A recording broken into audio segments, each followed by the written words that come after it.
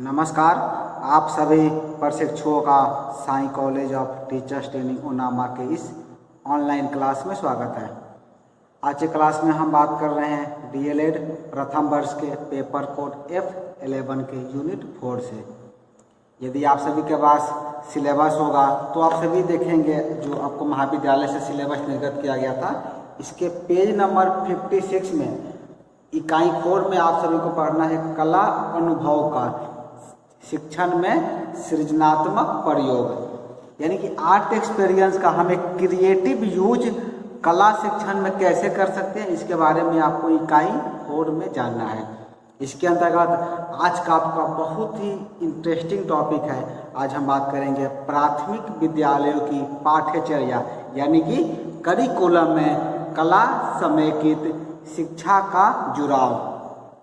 देखिए, जो आपका करिकुलम है, जो आपका सिलेबस है प्राइमरी लेवल का प्राथमिक विद्यालय में, उसमें आप कला समेकित शिक्षा को आर्ट इंटीग्रेटेड एजुकेशन को कैसे जोड़ सकते हैं या फिर क्यों जोड़ना चाहिए, इसके बारे में हम आज के क्लास में, आज के वीडियो में चर्चा कर रहे हैं, बात कर रहे हैं। आप चाहें तो प्रश्न में लिख सकते हैं।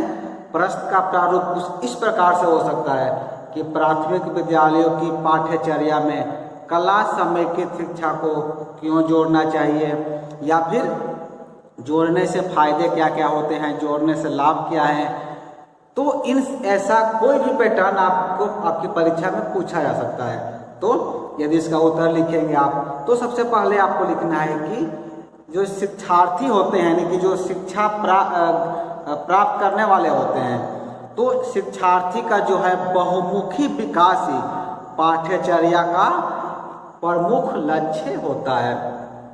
जैसे कि आप सभी डीएलएड कर रहे हैं, तो आप सभी एक बेहतर टीचर बने, तो जो आप लोग का पाठ्यक्रम है, जो आपका करिकुलम है, जो आपका पाठ्यचर्या है या जो आपका सिलेबस है, इसका मुख्य उद्देश्य ही है कि आपके अंदर एक बहुमुखी विकास हो, आप एक बेहतर शिक्षक बने। तो कहीं पर भी कोई भी पाठ्यक्रम होता है, कोई भी सिलेबस होता है, तो उसका लक्ष्य यही होता है कि शिक्षार्थियों के अंदर बहुमुखी प्रतिभा का विकास हो। यहाँ पर मुझे रविन्द्रनाथ टैगोर का एक कह सकते हैं बहुत ही प्यारा कोटेशन है। रविन्द्रनाथ टैगोर ने कहा है कि एक विद्यार्थी के प्रमुख व्यक्तित्व के निर्माण एवं विकास में कला शिक्षा यानी कि आर्ट एजुकेशन शरीर के साथ साथ मस्तिष्क को भी प्रेरित करती है। ये कथन आपके हैं कविवर रविन्द्रनाथ टैगोर के अनुसार। रविन्द्रनाथ टैगोर कहते हैं कि एक विद्यार्थी के जो प्रमुख व्यक्तित्व और उसके निर्माण के विकास में जो आर्ट एजुकेशन यानी कला शिक्षा जो है, वो शरीर के साथ साथ उसके मस्तिष्क को भी प्रेरित करती है, भावनाओं को गति प्रदान कर या मस्तिष्क का विकास करती है, साथ ही साथ उसके स्मृति को बढ़ाती है एवं अन्य विषयों के ज्ञान को प्राप्त करने के लिए उसे सक्षम भी बनाती है। यानी कला शिक्षा के द्वारा क्या होता है, जब हम कला समेकित शिक्षा की बात करते हैं, जैसे आपके विद्यालय के जो आपके पाठ्यचर्या है, पाठ्यचर्या के साथ जुड़ाव की बात करते हैं, तो हमें रविन्द्रनाथ टैगोर का जो कथन है उसके बारे में नहीं बताया आपको। कैसे वो कहते हैं कि जो कला शिक्षा जो है वो शरीर के साथ साथ आपके बॉडी के साथ साथ आपके मस्तिष्क को भी प्रेरित करती है। आप सभी ने भी देखा होगा, जब आप कलाकृतियाँ बनाने में लग जाते हैं, जब लगातार कलाकृतियों का निर्माण करते हैं, तो आप पूरी तरह से उसमें खो जाते हैं। आपका शरीर तो एक्टिव रहता ही है, साथ ही साथ आपका मस्तिष्क भी एक्टिव रहता है, आपका मस्तिष्क भी प्रेरित होता है, आपकी भावनाओं को गति मिलती है, आपके मस्तिष्क का विकास होता है, आपकी स्मृति यानी कि आपका जो मेमोरी है, मेमोरी शक्ति भी बढ़ती है। और इसके साथ ही साथ इसका सबसे बड़ा विकास यह है कि जो आपके अन्य विषय हैं, कला के अलावा बाकी जो आप विषय अपने विद्यालय महाविद्यालय में पढ़ते हैं, उन सब विषयों के ज्ञान को प्राप्त करने में भी कला शिक्षा हमें सक्षम बनाती है। इसमें आगे आप लिखेंगे कि कला शिक्षा का यह समन्वय जो है सामाजिक विज्ञान, भाषा यानी कि लैंग्वेज, भाषा विज्ञान तथा गणित जैसे विषयों में एक सामग्री के रूप में प्रयोग किया जाता है।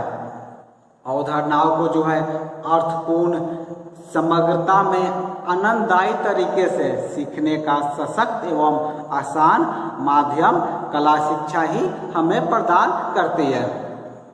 यानी हम यहाँ देख पा रहे हैं कि आर्ट एजुकेशन के द्वारा, कला शिक्षा के द्वारा आपके जितने भी अदर सब्जेक्ट हैं, चाहे कोई विषय हो, चाहे आपका मैथ हो, आपका लैंग्वेज हो, आपका साइंस सब्जेक्ट हो, सब विषय में एक मटेरियल के रूप में, यानी कि एक सामग्री के रूप में कला शिक्षा, आर्ट एजुकेशन जो है प्रभावी रूप से हमें यहाँ देखने को प्राप्त होती है।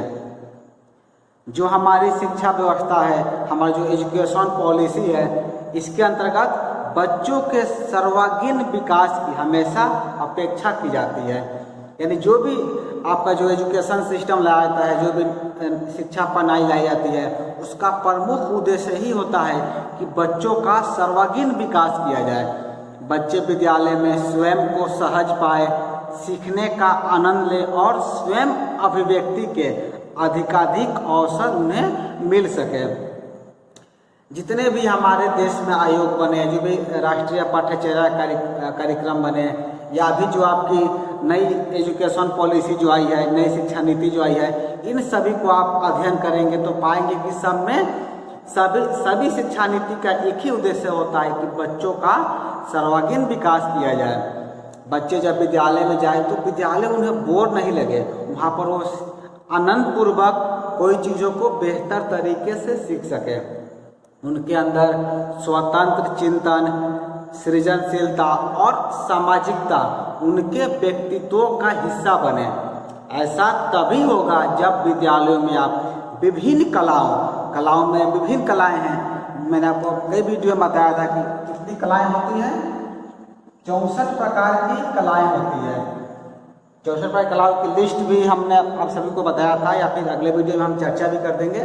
तो इन कलाओं में जैसे कि संगीत कला, नृत्य कला, नाटक कला, दृश्य कला की भूमिका को जो है बहुत ही महत्वपूर्ण माना गया है। आप सभी को पता होगा हमारे देश में जो कोठारी आयोग कब लागू किया गया था? 1964 से 1966 तक। ये आपका जो है कोठारी आयोग को सब लागू किया था। आप लिखेंगे इसमें कि हमारे देश में कोठारी आयोग 1964 से 1966 का प्रतिवेदन और 1986 की राष्ट्रीय शिक्षा नीति 1986 की जो है राष्ट्रीय शिक्षा नीति से लेकर के राष्ट्रीय पाठ्यचर्या 2005, नेशनल करिकुलम फ्रेमवर्क जो है 2005, जिसे कि आपके पेपर कोड F8 में हमने आपको पढ़ाया भी था ये क्या होता है। यदि आप वो वीडियो नहीं देखे हैं तो देख लेंगे। आपके DLED प्रथम वर्ष के पेपर कोड F8 हिंदी का शिक्षण शास्त्र, यानी कि पेडागोजी ऑफ हिंदी में राष्ट्रीय पाठ्यचर्या 2005 की रूपरेखा के बारे में आपको पढ़ना है, उसे आप देख लेंगे। तो ये जितनी भी शिक्षा नीतियाँ हैं सभी इस बात को स्वीकार करते हैं कि हम क्या करना चाहिए। जो भी कला एजुकेशन है, आर्ट शिक्षा है, कला सामग्री शिक्षा, इसे आपके विद्यालय में हमेशा से प्रयोग करना है। इसके अलावा जो आपकी नई शिक्षा नीति जो अभी हाल फिलहाल में लागू हुई है, इसमें भी इस बात पर विशेष जोर दिया गया है। इस नई शिक्षा नीति में तो यहाँ तक कहा गया है कि जो आपका कला शिक्षा है, जो आप इसे क्या कीजिएगा, मेन सब्जेक्ट के रूप में रखा जाएगा। पहले इसे एक साइड सब्जेक्ट के रूप में या एक्स्ट्रा सब्जेक्ट के रूप में कला, म्यूजिक, योगा, फिजिकल एजुकेशन को रखा जाता है, लेकिन नई शिक्षा नीति में इसे एक मेन स्ट्रीम में रखने का काम किया गया है। इन सब के बाद भी दुर्भाग्यवश, यदि हम आप कह सकते हैं कि ये दुर्भाग्य ही हमारे यहाँ का है कि हमारे विद्यालयों में अब भी कला को बहुत सतही तौर पर ही देखा जाता है, बहुत निचले स्तर पर देखा जाता है। भले ही इतनी सारी शिक्षा नीतियाँ इतने इसके बारे में बताया गया, फिर भी जो है बहुत ऐसे शिक्षक हैं या ऐसे बहुत से विद्यालय हैं, महाविद्यालय हैं, जिसमें कला शिक्षा को, आर्ट एजुकेशन को बहुत ज़्यादा प्रायोरिटी नहीं दिया जाता है। कला की प्रतिष्ठा उस तरह से बिल्कुल भी स्थापित नहीं हो पाई है जिस तरह से बाकी अन्य विषय हैं। यानी आप देखते होंगे यदि कोई बच्चा कहता है कि हम मैथ पढ़ रहे हैं, हम साइंस पढ़ रहे हैं, तो उससे एक अलग नज़रिए से देखा जाता है। उसे लगता है कि बच्चा पढ़ने में बहुत बढ़िया होगा, ये अच्छा करेगा लाइफ में। लेकिन कोई यदि बच्चा कहता है कि हम फाइन आर्ट लिए हैं, हम कला लिए हैं, हम कला शिक्षा अध्ययन कर रहे हैं, तो उसे एक हीन भावना की दृष्टि से देखा जाता है। तो ये दुर्भाग्य ही कह सकते हैं कि हमारे बिहार में, बिहार क्या पूरे भारतवर्ष में ये दुर्भाग्य है कि हमारे विद्यालय में जो अब भी कला शिक्षा को, आर्ट एजुकेशन को उस प्रतिष्ठा, वो सम्मान प्राप्त नहीं हुई है जिस तरह से आप बाकी विषय को एक सम्मानपूर्वक नज़रों से देखते हैं। पाठ्यक्रम में जो है शामिल होने के बावजूद भी स्कूलों में कला व्यवहारिक धरातल से कोसों दूर है। भले ही हम कला शिक्षा को, आर्ट एजुकेशन को अपना एजुकेशन पॉलिसी बनाकर, शिक्षा नीति बनाकर उसमें हम शामिल तो कर देते हैं, लेकिन जब हम धरातल की बात करते हैं तो धरातल पर हम देखते हैं कि कला शिक्षा को, आर्ट एजुकेशन को अपने विद्यालय से कोसों दूर रखा जाता है। इसका वजह क्या है? इसका वजह साफ है कि लोग कला शिक्षा को या आर्ट एजुकेशन को वैल्यू नहीं देते हैं। जिस तरह बाकी विषय को एक सम्मान दिया जाता है, कला शिक्षा कहीं इसमें दब करके रह जाती है। तो बहुत ऐसे रीजन है, बहुत ऐसे वजह हैं। जब आप रिसर्च करेंगे, शोध करेंगे, तो सब वजह आपके सामने धीरे धीरे प्रस्तुत होते चले जाएंगे। लेकिन वर्तमान में जो है इन सभी चीज़ों को भी दूर करने का प्रयास किया जा रहा है। विद्यालय में जो है विभिन्न प्रकार के कलाओं की उपस्थिति स्कूल की शोभा बढ़ाने या स्कूल का कला प्रेम के रूप में मौजूद भी हमें वर्तमान परिप्रेक्ष्य में दिखाई दे रहे हैं। बहुत ऐसे महाविद्यालय हैं, बहुत से विद्यालय हैं जहाँ पर कला को एक सम्मान की दृष्टि से देखा जाता है। आगे इसमें आप लिखेंगे कि हम अपने स्कूलों में कला के नाम पर, जिसे मैंने कहा है कि कितनी कलाएं होती है, 64 प्रकार की कलाएं होती है। तो सभी कलाओं की तो शिक्षा आप विद्यालय में संभव नहीं है दे पाए, लेकिन कुछ ऐसी कलाएं हैं जिनका आप विद्यालय में बच्चों को शिक्षा दे सकते हैं, जैसे कि नृत्य कला, संगीत कला, डांस की कला, परफॉर्मिंग आर्ट से कहा जाता है, दृश्य कला, चित्रकला। तो इन सभी कलाओं की तो बात होती है, लेकिन जब कला की बात होती है या कला पर चर्चा करनी होती है तो लोग क्या करते हैं, चित्रकला को ज़्यादा महत्व देते हैं, यानी कि पेंटिंग को ज़्यादा महत्व दिया जाता है। इसका वजह क्या है? क्योंकि इसका वजह यह है कि चित्रकला में जो है वो बहुत चित्र बनाने के हुनर को, एक अच्छा चित्र बनाने की समझ लोगों के बीच होता है। यानी कि लोग ये लगता है कि कोई कलाकार है, चित्रकार है, वो एक बेहतर चित्र बना देगा। कोई भी कार्यक्रम होगा तो उस कार्यक्रम में कुछ टाइपोग्राफी का काम कर देगा, विद्यालय को सजा देगा।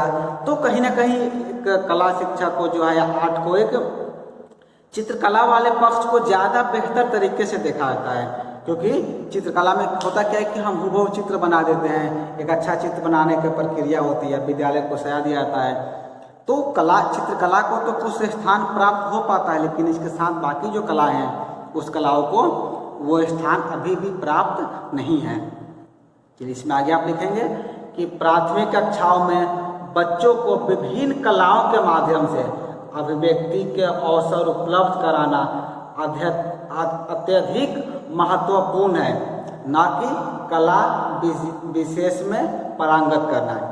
ये बहुत ही महत्वपूर्ण है आप सभी के लिए, क्योंकि जब हम कला की बात करते हैं तो बहुत ऐसे हमारे सहकर्मी हैं या हमारे सहपाठी हैं हम, या फिर हमारे जो प्रशिक्षु हैं, आप सभी हैं, तो सभी के मन में ये भी होता है कि हम जब शिक्षक बन रहे हैं तो फिर हम कलाकार क्यों बने, कला का अध्ययन क्यों करें। तो ये चीज़ आपको ध्यान में रखना है, जिसे हम पिछले वीडियो में आपको बताए थे, यहाँ भी चर्चा कर रहे हैं कि आपको कला का एक माध्यम बनाना है, यानी कला के माध्यम से अपनी अभिव्यक्ति को प्रस्तुत करना है, अपने एक्सप्रेशन को प्रस्तुत करना है। आपको उस कला में पारंगत हासिल नहीं करना है, यानी कि आपको एक चित्रकार नहीं बनना है, आपको एक मूर्तिकार नहीं बनना है, आपको एक डिजाइनर नहीं बनना है।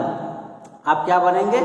आप जो है कला का एक माध्यम बनाएंगे। जैसे कि हम पढ़ने के लिए क्या करते हैं, हम माध्यम का प्रयोग करते हैं, हम मार्कर का प्रयोग कर रहे हैं, आपके इस व्हाइट बोर्ड का प्रयोग कर रहे हैं, मोबाइल का प्रयोग कर रहे हैं इस वीडियो को रिकॉर्ड करने के लिए, हेडफोन का माइक का प्रयोग कर रहे हैं कि साउंड क्वालिटी अच्छी आए।